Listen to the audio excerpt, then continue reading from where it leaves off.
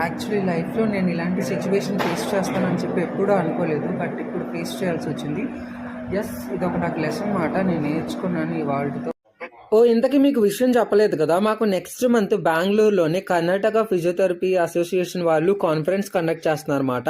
So దానికి reservation చేయడానికి మేము వెళ్ళినప్పుడు పడ్డ తిప్పలమాట. నాకైతే ఫస్ట్ టైం మాట ఎలా రిజర్వేషన్ చేయాలి, ఫామ్స్ ఎలా ఫిల్ చేయాలని చెప్పి తెలియదు.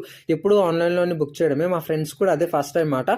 సో 4-5 సార్లు తిప్పాడు వాడైతే. ఆ కౌంటర్లో ఎవరైతే రిజర్వేషన్ చేస్తున్నారో అతను మమ్మల్ని కొట్టడం ఒకటే లేటు, అంతా విసిగించేసాము. అండ్ వాళ్ళ లైఫ్లోని మా లాంటి వాళ్ళు ఎప్పుడు చూడలేదంట.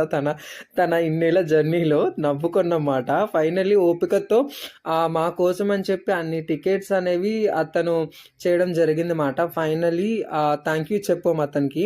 సో చాలా విసిగించేసాము. అండ్ నా కంగారు వల్ల నేను ఏటీఎం కార్డ్ తీసుకెళ్లాల్సింది పోయి మన కాలేజ్ ఐడి తీసుకెళ్ళానమాట. అప్పుడు బ్రెయిన్ ఎక్కడ పెట్టానో నాకైతే అర్థం కాలేదు.